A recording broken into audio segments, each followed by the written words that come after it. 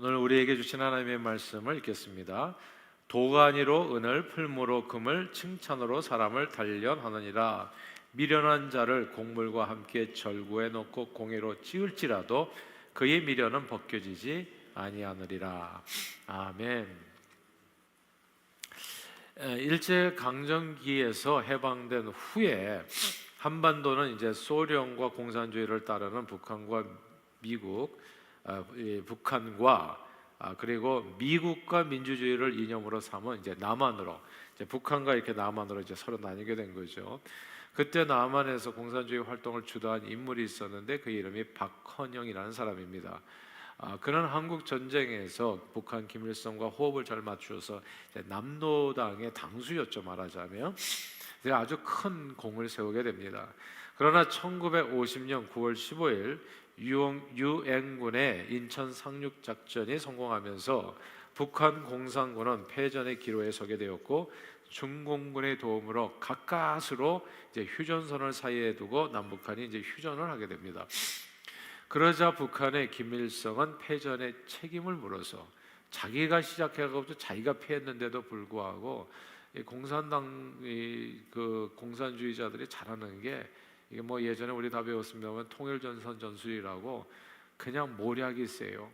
그래서 정적들을 그 책임을 물어서 자기 책임인데 다른 사람에게 죄를 뒤집어 씌워서 정적들을 다, 정치적인 대적들을 다 제거합니다. 그리고 진짜 공산주의자였어요, 박헌영 씨는. 근데 그분이 소련을 등에 업고 전면에 나선 김일성과의 권력 다툼에서 밀려나면서 놀랍게도 미국의 간첩이었다, 미제 간첩 혐의를 뒤집어 쓰고 사형 선고를 받아서 1956년 7월 57세의 나이로 평양 야산 기슭에서 총살을 당합니다. 자, 그 이후로 북한은 공산주의가 아니죠, 공산주의를 빙자한 김일성 1인 독재 체제를 굳히게 됩니다. 이제 그렇게 세월이 흘러서 공산주의를 표방한 김일성, 김정일, 김정은으로 이어지는 북한 체제는 1990년 중반에 고난의 행군 시대에 수백만 명의 백성들을 굶어 죽이면서 완전히 실패한 체제가 됩니다. 그럼에도 불구하고요, 놀라운 게 뭐냐면 그 남한에 그때 뭐 남노당의 일원이었던 사람들, 뭐 이렇게 또 공산주의자다가 이제 잡혀가지고 감옥에 있었던 사람들이 있어요. 비전향 장기수라고 부르죠. 근데 이 사람들이 2000년이 됐는데도 불구하고 사태를 파악하지 못하고 우리를 끝까지 북한으로 보내주십시오 해가지고 2000년도에 63명이 북한으로 송환이 됐습니다. 그러니까 가겠다고 북한으로. 이 비전향 장기수는 수십 년간의 옥고를 치르면서도 사상과 이념에 대한 확고한 신념으로 비전향 장기수란 딱지를 기꺼이 달고 살면서 북한을 진정한 조국이라고 믿고 살았던 겁니다. 참으로 놀라운 사실은 이들은 북한 공산당이 북한 주민을 수백만 명이나 굶어 죽게 했다고 말을 해도 믿지를 않아요. 북한이 그럴 리가 없다. 여전히 자신의 정치적인 신념을 절대 진리로 신봉하면서 오직 북한만을 바라보며 살았다는 점. 이 편견보다 무서운 것이 편향이라는 말이 있잖아요. 편견은 그저 어떤 특정 사안에 대해서 이렇게 치우친 견해를 갖는 것이라면, 편향은 그 사람 자세가 아예 삐딱한 거예요. 그냥 그쪽을 바라보고 있는 거예요. 그래서 아예 사고하는 구조가 한쪽 방향으로 치우쳐서 언제나 무슨 사안이든지 그렇게 치우친 생각을 하고 그런 관점으로 사태를 바라보고 해석하고, 자신의 견해 내지 주장에 도움이 되는 정보만 선택적으로 취사 선택하고, 자신이 믿고 싶지 않은 정보는, 그러니까 믿고 싶은 것만 보고 믿고 싶은 것만 믿는 거예요. 그러나 자기 마음하고 맞지 않는 정보는 의도적으로 자꾸 다 외면해버리고, 이런 확증 편향이라고 그러죠. 이런 사례들은 참으로 많습니다. 각종 음모론들을 신봉하는 사람들이 대표적이라고 볼 수 있는데, 한때 이제 뭐 유튜브에도 이런 거 되게 많이 나왔잖아요. 미국이 달에 아폴로 11호를 쏘아 보낸 적이 없다, 그거 다 조작이다. 그래서 아폴로 계획 음모론이랄지 지구 평평론자들이 있어요. 지구는 둥글지 않다, 평평한데 이걸 갖다가 다 이 거짓을 퍼뜨려 가지고 초등학교에서부터 그렇게 잘못 가르치는 것이다. 이걸 또 이렇게 얘기하는 사람들이 있어요. 이런 말도 안 되는 이야기를 손바닥으로 하늘을 가리듯이 꽤 진지하게 믿고 그런 음모론을 주장하고 전하는 사람들이 있어요. 생각이 완전히 편향돼 가지고 자기들 주장과 다른 이야기는 아예 들으려고도 하지 아니하고 자기가 믿고 싶은 것만 보고 믿고 싶은 것만 믿는 사람들이에요. 자, 이런 사람들에 대한 이야기가 오늘 보면 잠언의 말씀입니다. 27장 22절이에요. 27장 22절 읽어볼까요? 시작. 미련한 자를 곡물과 함께 절구에 넣고 공의로 찌을지라도 그의 미련은 벗겨지지 아니하느니라. 아멘. 미련한 자를 곡물과 함께 절구에 넣고 공의로 찌을지라도 미련이 벗겨지지 않는다. 여기서 미련이 벗겨지지 않는다는 말씀을 주목할 필요가 있어요. 확증 편향에 자기 고집까지 끼어들게 되면 이게 딱 비전향 장기수처럼 돼버립니다. 망해가는 북한만이 자기들의 참 조국이요 유토피아라고 생각하며 감옥에서 자기 인생을 다 썩게 하면서까지도 죽을 때까지 깨닫지 못하고 사는 진짜 미련한 사람이죠. 공의로 찌어도 이게 미련이 벗겨지지를 않아요. 절대로 벗겨지지 않은 이 미련을 갖고 사는 사람들 중에 또 누가 있냐면 이단에 빠진 사람들이 있어요. 이단에 빠진 사람들은 자기들이 따르는 교조를 신처럼 섬깁니다. 누가 뭐라고 해도 듣지 않아요.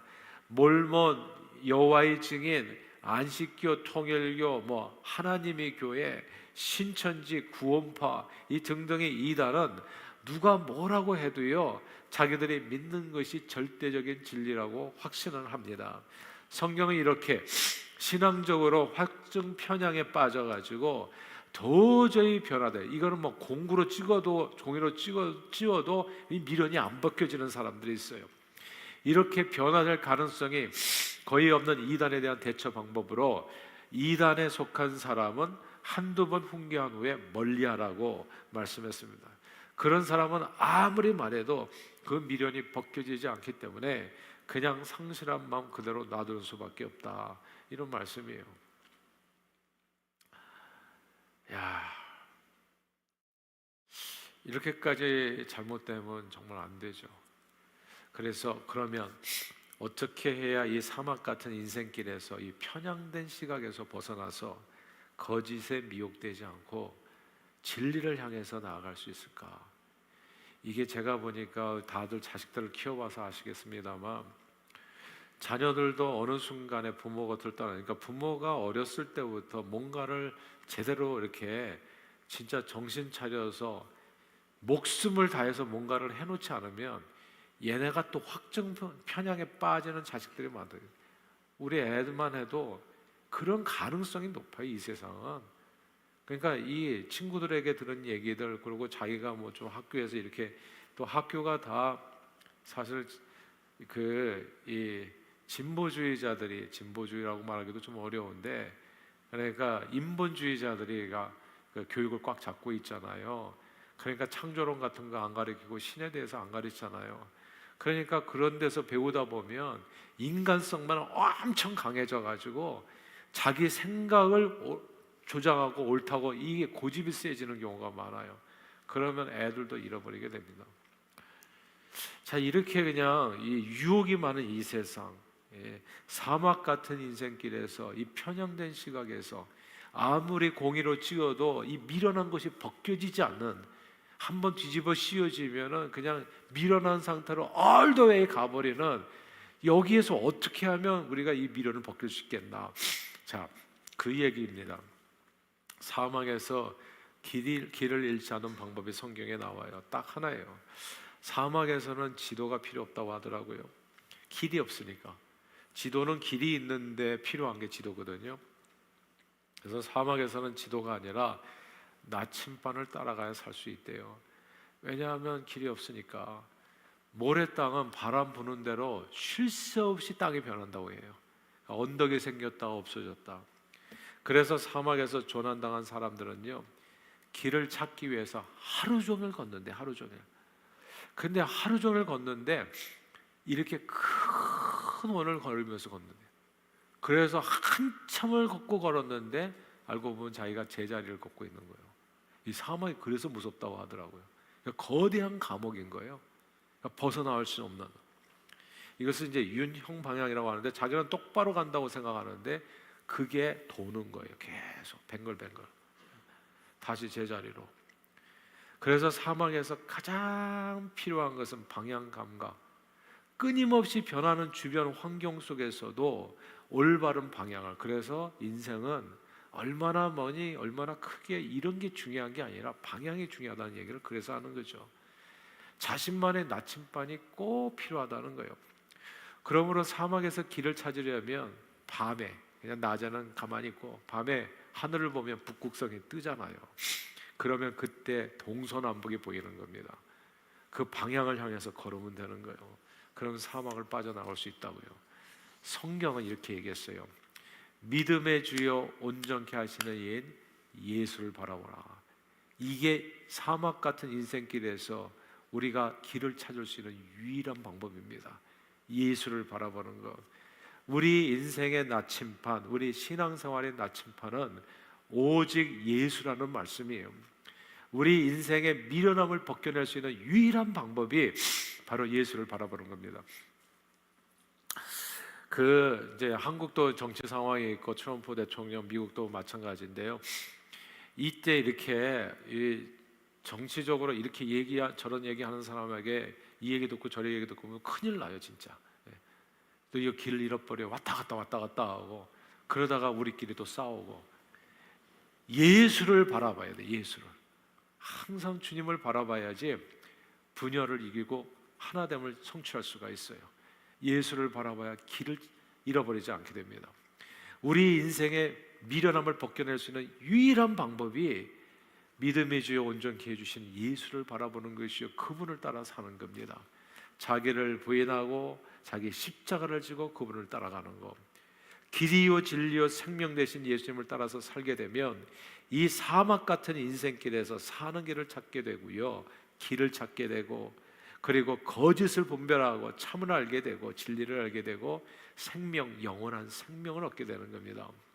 그리고 눈에 보이지 않은 예수님을 우리가 눈으로 보고 따를 수 있도록 하나님께서는 우리에게 신구약 성경 생명의 말씀을 주셨어요. 그래서 태초에 말씀이 계시니라, 말씀이 하나님과 함께 계신 말씀이 곧 하나님이시라. 그 말씀이 육신이 되어 우리 가운데 거하시. 그게 누구예요? 독생자의 영광 예수 그리스도. 그래서 결국은 눈에 보이지 않는 예수님을 어떻게 알 수 있냐면 하나님께서 이 말씀을 통해서 그분을 계시해 주는 거예요, 우리에게. 그러니까 성경이 너희가 영생을 얻는 줄 알고 묵상하지만 성경이 증거하는 바가 누구라고요? 예수라고 얘기하는 거죠. 그래서 모든 성경은 하나님의 감동으로 된 것으로 교훈과 책망과 바르게 함과 의로 교육하기에 유익하니 이는 하나님의 사람으로 온전하게 하며 모든 선한 일을 행할 능력을 갖추게 하는 생명책이라는 것입니다. 그러므로 우리 인생이 그 절국공의로 찌어도 벗겨지지 않은 그런 미련함, 우리 인생의 그 미련함을 벗겨낼 수 있는 유일한 해결책은 예수님을 내 인생의 나침반으로 삼아 중심에 모시고 늘 그분의 말씀을 주야로 묵상하고 실천하게 하는 것입니다.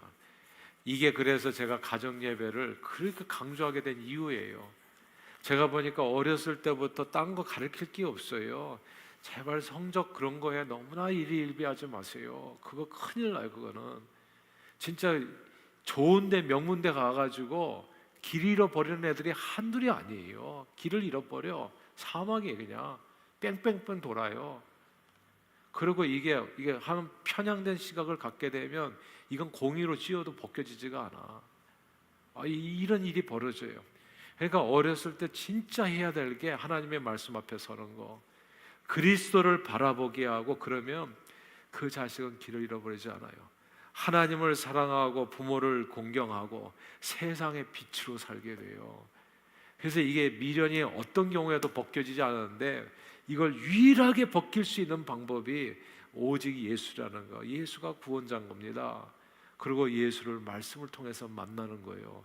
그러면은 제정신이 들고 진짜 눈에 무슨 껍질이 벗겨진 것처럼 밝히 보고 나서 진리 길을 따라서 살아가게 되는 겁니다. 제가요 제 삶을 통해서 봐도 예수 믿기 전에 나는 참 미련한 사람이었어요. 그러니까 사람을 사랑할 줄도 모르고 양보할 줄도 모르고 줄 줄도 모르고 그저 내 입만 알고 세상 재미, 즐거움 이딴 거밖에는 모르고. 그러니까 하여튼 그때 고민했었던 게 나 같은 인생은 빨리 죽어도 아무 상관이 없다. 누가 이 의미가 없는 인생이에요. 이기적인 생각과 욕심과 자랑과 교만이 모두 다다 거기다가 이렇게 뭐라 그럴까 정말 음란한 생각들 항상 여기에서 헤어나오지를 못하는 거예요. 이런 편향된 어리석은 삶의 모습. 근데 이 모습을 예수 빛 앞에서 확실하게 알게 됐고, 그리고 예수 말씀을 들으면서 사람답게 사는 것이 이 사막 같은 인생길에서 제자를 맴돌며 방황하지 않고 천성길을 향해서 나아갈 수 있는 유일한 방법이 하나님께서 주신 이 나침반인 말씀을 붙들고 말씀에 순종하여 사는 것이라는 이 사실을 알게 된 거예요. 예수를 만나면서 말씀의 소중함을 알게 된 겁니다, 사실은. 그리고 말씀의 기초에서 나도 할 말이 많죠. 사실 세상 살다 보면 들은 얘기도 많고. 근데 이런 모든 것들을 다 버리고 이전에 좋던 거 이제는 값없다고 그 모든 과거에 좋던 것을 다 배설물로 여기고 오직 하나님 안에서 다시 발견되기 위해서 말씀을 묵상하고 말씀에 따라서 살다 보니까 이게 정말 바른 길을 걷게 되더라고요. 사람답게 사는 길을 찾게 된 겁니다. 그 내용이 바로 예수님을 본받아서 섬김의 으뜸이 되니까 우리가 계속 기도 제목 가지고 있는 게 사실은 그게 제가 찾았던 길들을 기도 제목으로 적어놓은 거예요. 섬김의 으뜸이 되는 삶을 살자. 그러니까 오늘 우리 정원 선교사님도 와서 또 감동한 간증을 해주잖아요. 섬김의 으뜸이 되는 교회를 요만큼 이제 맛을 본 거죠. 근데 이게 끝이 아니죠. 우리는 여기서 더 전진할 것이죠. 왜냐하면 그분을 계속 본받기로 해서 달려갈 것이기 때문에. 또한 때를 얻든지 못 얻든지 말씀을 전파하고 잃어버린 영혼 구원을 위해서 땅끝까지 복음 들고 달려가는 선교적인 삶, 이게 길을 찾은 거예요. 그러니까 우리가 생명의 이게 뭐죠? 새 생명 훈련을 통해 가지고 복음을 전하고 그리고 또 이게 노방도 하고 말이지. 그러면서 뉴저지가 지금 변하고 있잖아요. 그러니까 이게 길을 찾은 거예요. 이게 아니면 뭐 하겠습니까? 우리가 삶에 남는 시간에 기껏해야 드라마 몇 편 보고 시간 보내고 왔다 갔다 하다가 그러다가 죽을 거 아니겠냐고요. 그런데 그 아까운 시간들을 정말 사람의 영혼을 구원하는 데 삶을 들여서 쓰임받는 것, 그리고 그 최종 정착력은 우리 하늘 아버지의 품 안입니다. 천국과 부활 영생의 축복, 그 표대를 향해서 달려가는 거예요. 예수님을 알고 그분의 말씀 안에 거하면 사막 같은 인생길에서 방황할 일이 전혀 없게 됩니다. 세상 거짓된 사상에 현혹돼서 이 아까운 인생을 허비할 일이 없어져요. 말씀을 통해서 우리는 지혜로운 삶, 풍성한 삶을 누리게 됩니다. 그래서 오늘 이 저녁에도 여러분들 우리가 함께 온 게 뭡니까? 사실 말씀을 듣기 위해서 온 거거든요. 이 말씀 안에 이런 내용이 있어요. 21절입니다. 오늘 27장 21절도 읽어볼까요? 시작. 도가니로 은을, 풀무로 금을, 칭찬으로 사람을 단련하느니라. 아멘. 여기서 칭찬으로 사람을 단련한다는 이 구절을 주목해야 돼. 이 말씀이 꽤 의미심장합니다. 제가 어릴 때 어른들은 아이들 칭찬에 매우 인색하셨습니다. 어른들은 아이들을 칭찬하면 애들이 우쭐해져 가지고 혹시라도 잘못될까 봐, 거만해질까 봐, 오만해져서 또 이렇게 모난 돌이 이제 정을 맞는다고 이제 어려움을 겪을까 봐 항상 어른들이 얘기해요. 벼는 익을수록 고개를 숙인다 해서 인사사라고 고개 숙이고 맨날 이렇게 겸손을 많이 강조해 줬어요. 근데 이게 굉장히 희한한 게 재밌는 게, 자, 이 아버지가 큰아들에게 고개 숙여라 겸손을 강조하니까 어떤 일이 벌어지냐면 그 큰아들이 자기 밑에 있는 동생에게 고개 숙여라 얘기하더라고요. 누구에게? 자기에게. 요걸 겸손으로 가르치더라고. 그 둘째 아이는 자기 동생에게, 셋째 아이에게 얘가 칭찬을 안 해주고 그러면 이제 우쭐거릴까 봐, 이게 또 이렇게, 그러니까 그 둘째는 또 셋째에게 고개 숙여라. 이걸 겸손으로 가르쳐주고 칭찬을 한마디도 안 해주고. 그래서 이렇게 이런 식의 이상한 겸손을 강조해서 가르쳐 줬어요. 그리고 그냥 매 때리고 맨날. 참 이 희한한 세상이었어요. 근데 요즘에는 또 완전히 반대로 칭찬은 고래도 춤추게 한다고, 칭찬을 아끼지 말고 해야 된다고, 그래야지 아이들 안에 잠재된 능력이 쏟아져 나올 수 있다고, 너도 나도 또 칭찬을 남발하는 분위기예요. 그러니까 여기서 우리가 알고 싶은 게 그거잖아요. 칭찬하면 문제가 되나? 아니면 칭찬하지 말아야 되나? 이런 질문에 대한, 인생의 모든 질문에 대한 답은 성경에 있어요. 그 답이 오늘 본문, 칭찬의 그 목적은 사람을 단련하는 것이다. 사람들의 칭찬은 자기 자랑의 기회로 삼아서 교만해지면, 사람들의 칭찬을 자기 자랑의 기회로 삼아서 교만해지면 망할 수 있습니다. 심지어 죽을 수도 있어요. 헤롯 왕은, 헤롯 아글빠죠, 백성들이 자기를 칭찬하면서 저건 신의 목소리라고 외치니까 우쭐해져서 자기를 높이는 바람에 성경은 충이 나와서 그걸 먹어서 죽었다고 얘기했거든요. 벌레 먹혀서 죽었어요. 그러니까 칭찬은 사람을 단련해요. 칭찬을 잘 못 다루면 죽을 수도 있어요.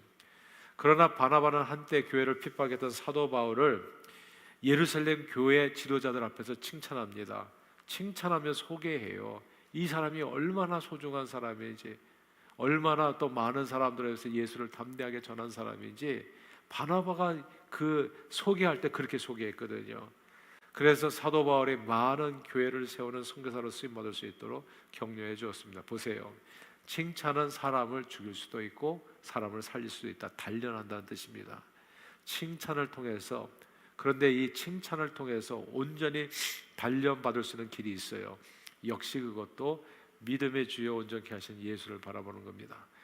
칭찬을 받을 때 그거를 내가 받는 게 아니라, 칭찬을 받는 순간에 예수를 바라보면 어떤 일이 벌어지냐면 내가 더 단단해질 수 있어요. 누군가가 내가 한 어떤 일이나 생각 혹은 말을 칭찬했을 때 늘 모든 영광과 존귀를 그리스도에게 돌리면 됩니다. 그리스도를 바라보면 돼요. 이 모든 영광과 존귀를 그리스도에게 돌리면 돼요. 그러면 칭찬을 통해서 망하는 것이 아니라 더욱 강한 하나님이 사람으로 단련돼서 정금과 같이 그렇게 단단한 사람으로 세워질 수 있습니다. 내가 잘한 것이 아니라 그리스도의 은혜가 내게 임하였기에 잘할 수 있었다, 이렇게 고백하는 거예요. 이렇게 모든 선한 일에 대해서 믿음의 주여 온전케 하시는 예수를 바라보고 그리스도의 이름의 영광을 돌리게 되면 칭찬으로 인해서 망한 일은 없게 됩니다. 오히려 칭찬을 받으면 받을수록 그리스도의 이름이 높아지기 때문에 더욱더 존귀하게 쓰임받는 길이 열리게 되어지는 것이죠. 사도 바울의 이야기입니다. 사도 바울은 언제나 자신을 고백할 때 나는 죄인 중에 괴수라고 이야기를 했어요. 만삭되어 나오지 못한 자처럼 나는 참으로 연약하고 부족한 사람입니다. 그렇게 고백하면서 나의 나된 것은 오직 주의 은혜라고 얘기했어요. 자기에게 있었던 모든 선한 것은 누구에게 영광을 돌리는 거예요? 칭찬을 받을 때마다 나는 배설물과 같은 존재예요. 나는 그냥 더스트 먼지 같은 존재예요. 믿음의 주여 온전케 하시는 예수를 바라보십시오. 그분이 나를 변화시킨 사람인데, 실제로 그게 바울의 고백이었거든요.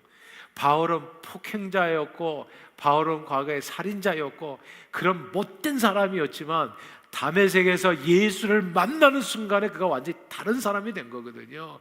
그냥 길을 잃고 방황해서 사막 가운데를 헤매이듯이 그렇게 못된 짓을 하면서 그것이 인생인 줄 알고 잘 사는 줄 알고 뺑뺑이 도는 삶을 살고 있었는데, 북극성이 아니라 예수 그리스도의 빛을 만나고 나서 그가 그 삶에서 해방된 거였거든요. 그래서 그 주를 고백하고 그걸 증거하고, 주님, 그러니까 이게 누가 나를 칭찬했을 때 우리가 꼭 기억해야 될 게 예수입니다. 어렸을 때 이걸 가르쳐 줘야 돼요. 그러니까 제일 안 좋은 게 그러더라고. 네가 머리가 좋아서 공부를 해. 너 머리가 좋은데 노력을 안 해서 네가 이렇다. 이런 내용들이 이게 진짜 독소 칭찬이더라고. 그게. 그러면 자기를 자꾸 믿어. 공부 더 안 해. 그런데 네가 오늘날 이렇게 된 것은 하나님의 은혜다. 그리스도가 너를 붙잡아줘서 이렇게 된 거다. 그리스도의 은혜가 없으면 너는 하루도 못 산다. 예수를 바라보게 하면 그 칭찬이 사람을 단련해서 죽이기도 하고 살리기도 하는데 항상 그 속에서도 살아날 수 있는 길을 찾게 돼요. 예수가 생명이더라고요. 예수가 길이고 예수가 진리예요. 그렇게 모든 영광을 사도 바울이 하나님 앞에 돌려드렸을 때 하나님께서는 바울을 더욱더 존귀하게 쓰임받는 하나님의 사람으로 세워주셨습니다. 그러므로 이 사막 같은 인생길을 걸어가실 때요, 늘 그리스도를 중심에 모시고 살아가는 저와 여러분들이 되시기를 바라요. 그리스도를 바라보십시오. 그게 방향인 거예요. 우리가 언제나. 그래서 항상 WWJD라고 하잖아요. What would Jesus do라고. 어떤 일에서 길을 못 찾겠거든 예수님이라면 어떻게 사셨을까? 이거 한번 생각해 보면 길이 보여요. 누군가 내 마음에 상처를 줘가지고 시험이 됐단 말이에요. 그랬을 때는 항상 내 자신에게 물어봐야 될 게 What would Jesus do? 예수님이라면 어떻게 하셨을까? 이걸 좀 생각해 봐야 돼요. 이게 식당에 가서도요, 종업원이 하는 행동에 따라서 화도 나고 기분도 나쁘고 막 그런 순간들이 있어요. 기분이 좋아지기도 하고. 근데 그럴 때, 그리고 혹은 뭐 차를 타고 가다가 누가 끼어들었을 때 막 화나고 말이 이제 뭐 차선 나가기 바로 직전이면 나도 모르게 막 손가락질도 나오고 그러잖아요. 그랬을 때 항상 기억해야 될 것은 믿음의 주여 온전케 하시니 예수를 바라보라. 주님은 어떻게 하셨을까를 한 번만이라도 생각해 보면 이게 좀 달라져요. 인생의 방향이 제대로 생명의 길을 걸을 수가 있게 되어진다는 겁니다. 사막 같은 인생길을 걸을 때 그러므로 늘 그리스도를 여러분의 삶의 중심에 모시고 인생 나침판인 말씀을 주야로 묵상하여 그 어떤 사람들의 칭찬, 사람들의 말에 휘둘리지 마시라는 거예요. 칭찬은 사람들이 말을 얘기하는 거거든요. 사람들이 말에 정말 왔다 갔다 휘둘리지 말고, 그리고 시험 받지 마시고, 그게 전부가 아니에요. 하나님 나라 영광을 위해서 주님 앞에 서는 날까지 예수 이름으로 존귀하게 승리하시고 쓰임받는 저와 여러분들이 다 되시기를 주 이름으로 축원합니다. 기도하겠습니다. 하나님 아버지, 지금까지 우리 인생을 불쌍히 여겨 예수 보혈로 죄 씻고 하나님 백성 삼아 말씀으로 인도해 주심을 감사합니다. 늘 예수 그리스도를 우리 인생의 중심에 모시고 그분을 우리의 왕으로 삼아 사람들의 말에 이런저런 말에 일희일비하지 않고 인생의 나침판되는 말씀에 따라서 순종하고 실천함으로 하나님 나라의 영광을 위해서 존귀하게 쓰임받는 저희 모두가 되도록 축복해 주옵소서. 예수 그리스도 이름으로 기도합니다. 아멘.